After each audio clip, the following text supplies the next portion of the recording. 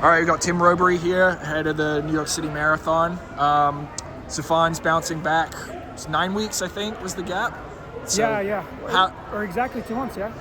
Almost exactly, yeah. Because it was August 31st, now it's November 2nd. So I guess, how has the recovery been since Sydney? How much time did she take off?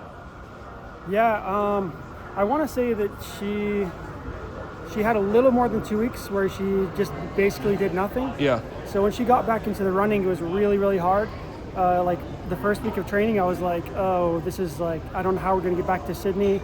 And even she was the same. So we just took it a week at a time. And after the first week or so, she started feeling like she still had her fitness from this year. And this will be her third marathon. So we kind of wanted to focus on New York in the first place.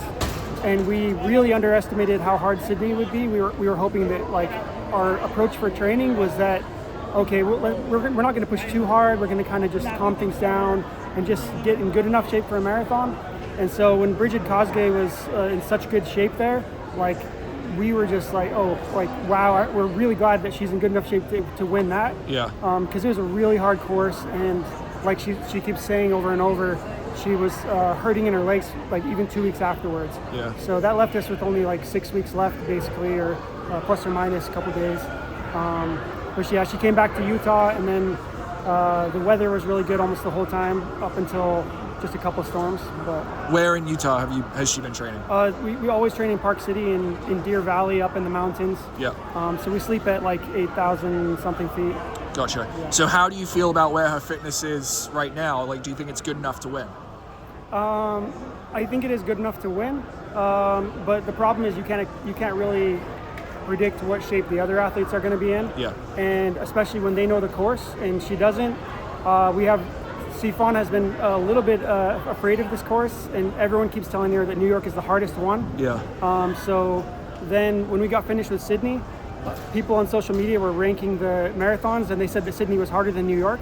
And if they would have said New York is harder than Sydney, like she would have canceled or something, because like really Sydney was really, really hard. But wait, was Sydney, I mean, surely the Olympic course was harder than Sydney with all those massive hills, or no? But for the Olympics, we had been preparing that whole year. She was like in the best shape of her life for that. Yeah. For this one, in a recent interview, she sounded like she feels like she might be almost in the best shape of her life again. So she thinks that for this race? Yeah.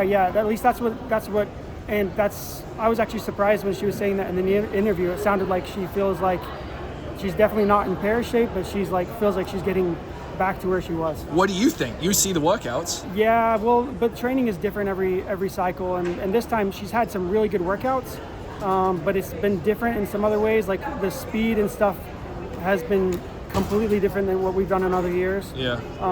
She was more track ready last year, and so when you're training for track, it's really easy to tell what shape you're in. Like the numbers are so much easier, but when you're out on these courses that go up and down, it's just, you can't really predict as well. So she didn't run any track races this year. Why? She actually planned to do track this year. We wanted to focus on track again, but it's one of those things where she got the opportunity to run the marathon, and then she never makes her decision for what race she's going to do until after she finishes. So like she won't even talk about what her next race is yet. Yeah. We have talked about some crazy ideas. Hey, let's try this. Hey, let's try that. But until we finish this race, we really don't know. So I guess it didn't really go as we planned. But at the same time, this is the best she's ever been. Like coming off like such a hard year. I had very low expectations for what was going to happen this year. So her doing 3 marathons is like, yeah, I'm already so happy with how she did this year. So. Yeah. Do you think she'll go back to the track in the future, or is she just going to be focused on marathons now? I'm really biased towards the track, so I keep pushing her back to the track. Yeah. Like if she ever runs a mile again, it will be because I pushed her there. Yeah. But no, she loved. That's actually her favorite. She would say it's her favorite distance other than the marathon. She's really grown to love the marathon, but yeah, I hope we see her in track. Okay, cool. Well, thanks for the time, Tim, Yeah, and no good problem. luck to Sifan on Sunday.